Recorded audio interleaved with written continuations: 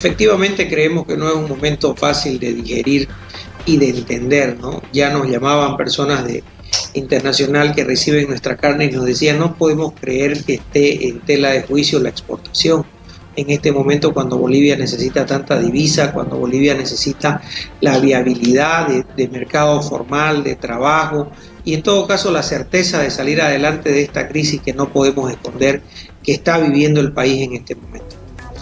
Walter, la pregunta igual iba dirigida, ¿se tenían que reunir con el gobierno? ¿Se rompió el diálogo con el gobierno después de esta medida, en esta jornada? No, Tufi, lo que hemos pedido es que si la reunión se vaya a dar, que sea con los ministros de área, en este caso de Producción y de Desarrollo, porque entendemos que la decisión ayer se tomó, nos habían citado para una reunión hoy en la mañana, pero prácticamente se está haciendo ya costumbre de que las toman las decisiones como Estado y después nos llaman a reunión para explicarnos la decisión que tomaron. En este caso así sucedió, han cortado la exportación y nosotros creemos que no es una medida responsable, creemos al contrario que se debe reactivar y que no es una incidencia en el precio. Hay otras variables como el contrabando que deben atacar el tipo cambiario y tenemos también los costos de los insumos, no entendemos por qué no lo tocan. Ellos tienen un confinamiento en el tinto que no está activado y deberían conocer todos los costos de producción que hoy por hoy se han duplicado para producir carne, ¿no? Y le puedo dar el último ejemplo. Sí. Hay 5 productos que le voy a nombrar que han variado de precio y no se exportan, que es la carne de cerdo, la carne de pollo, papa, una cebolla o un fideo. No se están exportando, pero sin embargo han sufrido variación de precio. ¿Y la respuesta cuál es? Justamente el contrabando a la inversa, el tema del tipo cambiario, que pareciera que están haciendo oídos sordos. Y yo pregunto, Tufi, nosotros desde noviembre venimos diciendo, hay camiones que salen con carcasa de carne boliviana en frontera, pero no tenemos ningún detenido, no tenemos ningún sentenciado. Y sin embargo sale un viceministro Walter, perdón, ¿y quiénes son los que están realizando el contrabando a la inversa? ¿Ustedes tienen alguna idea?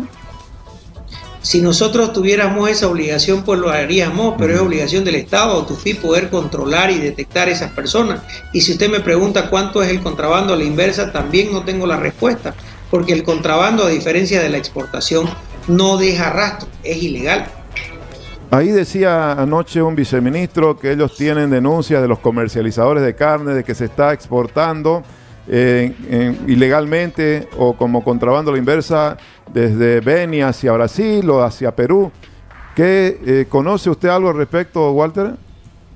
Obviamente es un comercializador que lo está haciendo, no somos nosotros como productores, nosotros nos dedicamos a producir y no estamos haciendo contrabando. Entonces, si hay una persona que está haciéndolo, debería estar detenida, debería estar sentenciada. Lo escuchaba al viceministro que decía que no tenían un alcance jurídico. Creo que la normativa boliviana es muy clara y dice que aquella persona que esté haciendo algo ilícito debe estar tras la reja. Ahora, ¿cómo le impacta a su sector, al sector formal que exporta, Walter, esta medida? ¿Cuántos son los ganaderos que ya estaban exportando? ¿En qué volumen? ¿Con qué generaban también en términos de dólares? Nosotros hemos recibido unos cuadros y calculamos que son 170 millones de dólares el año pasado, ¿no? Es que, Tufi, no es el ganadero el que pierde cuando no se exporta, es un país. La seriedad que nosotros no mostramos cuando tenemos intermitencia en la exportación es muy grave. Resulta que para enviar carne a China se tardan 45 días. Entonces hay camiones en tránsito, hay un compromiso, hay adelantos, hay contratos, hay cláusulas de penalidad. El que pierde es el país. Estamos a punto de aperturar nuevos mercados. Con envidia sana hay otros países que tienen más de 70 mercados y nosotros tenemos 4 o 5. Queremos tener el 6º país para exportar y con estas decisiones no acertadas, lo único que mostramos es ser un país, en todo caso, con una visión de luz corta, que no estamos mirando el mañana. El veto a la exportación puede bajar el precio mañana y de aquí 2 meses se va a duplicar o se va a subir porque definitivamente no hay incentivo. ¿Será que queremos ser un país importador de carne? Me pregunto yo. De ninguna manera, tenemos toda la capacidad de ser un país exportador. En ese sentido, el gobierno argumenta que primero abastezcan y garanticen el abastecimiento de la demanda interna y luego exporten una vez garantizada. Ha sido un poco la línea durante todo el gobierno. ¿Qué piensa? Pienso que en ningún momento ha faltado carne en el país, que el productor ha hecho no solamente el esfuerzo, sino el cumplimiento de ese compromiso, como ellos lo llaman, un compromiso de abastecimiento interno. Eso se ha cumplido. Y yo le pregunto, Tufí, ¿qué entiende usted por precio justo? Vamos a ser claros, no va a haber productor que pueda subvencionar el precio de la carne. Si usted compra un producto y lo tiene que revender, no puede venderlo perdiendo. Los insumos que tienen los ganaderos hoy por hoy han variado en demasía. Le doy un ejemplo de una vacuna de brucelosis que costaba 3 bolivianos, hoy está en 12 bolivianos. Le doy el ejemplo de un alambre que estaba en 250 bolivianos, hoy está en 500, arriba de 500 bolivianos. Entonces nuestros insumos de producción se han duplicado y en algunos casos se han triplicado. Y no vemos al gobierno mirando o queriendo mover el precio de esos productos de importación. Ahora, Walter, de todo el precio que finalmente resulta que ustedes venden al comercializador, ¿cuánto aproximadamente va en costos de producción y cuánto en utilidad, para tener una idea? Tufí, yo creo que la variación de los costos de producción va a depender de la unidad productiva que nosotros tenemos. Pero lo que yo le digo es que nosotros tardamos en producir un animal 3 años.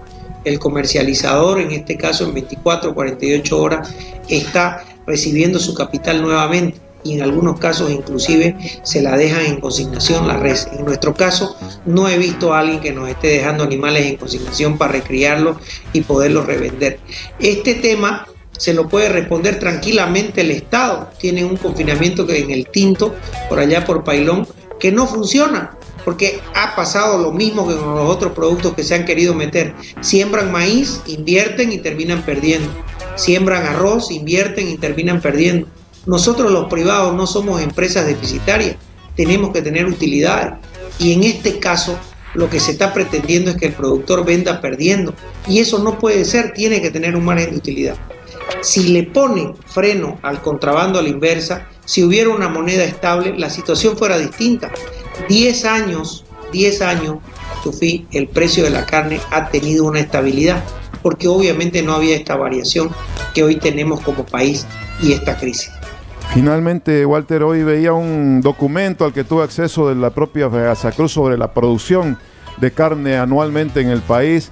Daría la impresión que se ha estancado en una cifra, ¿no?, en los últimos 3 años, por decirle un poco más de 10 millones de cabezas. ¿Se pudiera esto aumentar, considerando, por ejemplo, que en Paraguay, Uruguay, hay un gran factor de ingresos económicos con la producción de carne? Sin miedo a equivocarme, Tufí, yo diría que puede pasar absolutamente lo contrario. Y no vamos a crecer en cabezas de ganado si es que no hay una exportación, si no hay un incentivo de mercado, si no hay un incentivo de a quién puedo vender la producción. En este caso, la cantidad de cabezas también está dada por la retención de los vientres. Nosotros hicimos un proyecto de confinamiento y de vaca de preñez para que haya un apalancamiento financiero, y de parte del Estado no ha llegado una respuesta. Venimos ya 2 años con ese concepto de que hay que hacer una retención de vientres para crecer también en población bovina, como usted bien lo ha dado. Cada año estamos creciendo en un 3% y hay un consumo interno muy bien abastecido, porque en ningún momento ha faltado carne. Entonces creemos que si no hay un incentivo y se corta la exportación, en vez de subir el número de cabezas, más bien bajaríamos. Y lo vuelvo a repetir sin miedo a equivocarnos, ¿queremos convertirnos en un país importador de carne?